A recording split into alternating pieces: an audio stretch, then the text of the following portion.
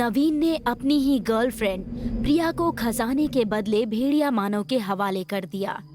भेड़िया मानव ने प्रिया की बलि देकर हस्तर को जिंदा कर दिया। उसके बाद नवीन के चारों दोस्त भी खजाने के लालच में हस्तर के मंदिर पहुंचे। हस्तर ने उनमें से 3 को मार दिया, लेकिन निकी को देखकर उसका गुस्सा एकदम शांत हो गया। उसको देखकर उसे किसी स्वर्ण लेखा की याद आई। फिर उसने निकी को स्वर्ण लेखा की लाश के पास लिटा दिया। अब आगे निकी के एक तरफ वो सड़ी गली लाश पड़ी थी, जिसके अंदर से बहुत ही बुरी बदबू आ रही थी।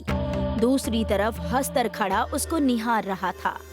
तुम हूबहू वही हो, मेरी स्वर्ण लेखा, बस तुम्हारी आंखें नीली नहीं है। निकी के मुंह से कुछ भी बोलने की हिम्मत नहीं हुई।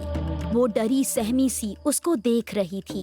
तुम्हें मुझसे डरने की जरूरत नहीं है। मैं तुम्हें कोई नुकसान नहीं पहुंचाऊंगा, बल्कि तुम्हें अपनी रानी बनाऊंगा, अपनी स्वर्ण लेखा। निकी को कुछ भी समझ नहीं आया। वो उसके पास खड़ा होकर कुछ मंत्र पढ़ने लगा। तभी कुछ देर बाद उसके हाथ में एक खंजर आ गया। उसने खंजर को ऊपर उठाया, जिसको देखकर निकी डर गई। लेकिन वो खंजर उसने निकी को नहीं, बल्कि स्वर्ण लेखा की लाश के सीने में घोंप दिया। तभी स्वर्ण लेखा की लाश ने अपनी गर्दन उठाई। उसके खौफनाक अवतार को देखकर निकी भी मुंह फाड़कर चीखने लगी। तभी हस्तर ने जोर जोर से कोई मंत्र पढ़ना शुरू किया और उसके बाद उस लाश के मुंह से एक साया निकलकर निकी के मुंह से होता हुआ उसके शरीर में चला गया। एक जोरदार चीख के साथ निकी बेहोश होकर शांत हो गई। उसके बाद वो लाश देखते ही देखते सड़ गल कर खत्म हो गई और निकी ने जैसे ही आंख खोली, उसकी आंखें नीली हो चुकी थी। मेरी जान वापस आ गई। अगली रात नवीन देवी के साथ बेडरूम में था। दोनों एक दूसरे में खोए हुए थे। नवीन के हाथ देवी के कमर पर बेतहाशा चल रहे थे। नवीन, मेरे भक्त, कहाँ हो? ये सुनते ही नवीन की आंखें बड़ी हो गई और वो इधर उधर देखने लगा। क्या कहा था तुमने कि मैं तुम्हें धन दूंगा तो तुम हमेशा मेरे ही भक्त बनकर रहोगे, हमेशा मुझे ही अपना भगवान मानोगे और धन आने के बाद मुझे भूल ही गए। नहीं नहीं हस्तर महाराज, आप मेरे भगवान हैं और हमेशा रहेंगे। आप शायद भूल रहे हैं कि मैंने आपको जिंदा करने के लिए अपने प्यार तक की कुर्बानी दे दी। वो सब तुमने खजाना पाने के लिए किया था। ऐसा नहीं है हस्तर महाराज, मैं कल ही आपके दर्शन के लिए मंदिर आऊंगा, या आप जहाँ कहें वहाँ जाकर आपकी उपासना करूंगा। कल रात मैं अपनी शक्तियों को बढ़ाने के लिए नर्क का दरवाजा खोलने वाला हूँ। एक मांगलिक कन्या के सर की भेंट देकर मैं उसको खोल दूंगा, लेकिन वहां से शक्तियां हासिल करने का काम सिर्फ मेरे पहले भक्त के द्वारा ही किया जा सकता है।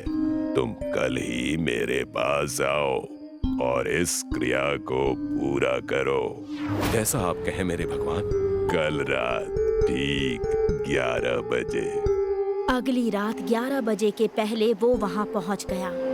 नवीन ने निकी को नए अवतार में देखा तो वो चौंक पड़ा। निकी, तुम जिंदा हो?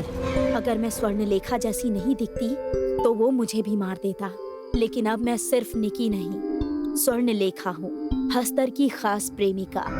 तभी वहाँ हस्तर अपने भेड़िए मानव के साथ आता हूँ। एक लड़की उसके साथ थी जिसके हाथ और पैर रस्सी से बंधे हुए थे। हस्तर ने अपने हाथों से जमीन पर एक बड़ा गोल घेरा बनाया और बोला, शैतानों के देवता, मेरी ओर से मांगलिक लड़की की ये बलि स्वीकार कीजिए और नर्क के दरवाजे को खोल दीजिए। उसके बाद आगे की साधना मेरे भक्त के द्वारा की जाएगी। ऐसा कहते ही उसके हाथ में एक खंजर आ गया और उसने एक मंत्र पढ़ा और उस लड़की की गर्दन खंजर के एक ही वार से धड़ से अलग कर दी। वो गर्दन उस गोल घेरे के अंदर जाकर गिरी और तभी वहाँ की जमीन फट पड़ी और एक बड़ा सा 10 फीट का गड्ढा वहाँ बन गया। गड्ढा बहुत ही गहरा था। उसके अंदर आग सुलगती हुई नजर आ रही थी। यही था नर्क का दरवाजा। उसके अंदर से अजीबोगरीब चीखने की आवाजें आ रही थी। हस्तर खुश होते हुए नवीन से बोला, नरक का दरवाजा खुल गया है। नवीन, अपनी आंखें बंद करके वही मंत्र दोहराते रहो जो तुमने खजाने को हासिल करते समय पढ़ा था। लेकिन आंखें बंद करके क्यों? मैंने जो कहा उसका पालन करो। तुम मेरे भक्त हो। नवीन को आंखें बंद करके मंत्र पढ़ने की बात अजीब लग रही थी। फिर भी उसने अपनी आंखें बंद की और मंत्र पढ़ने लगा। हस्तर ने खंजर उठाया।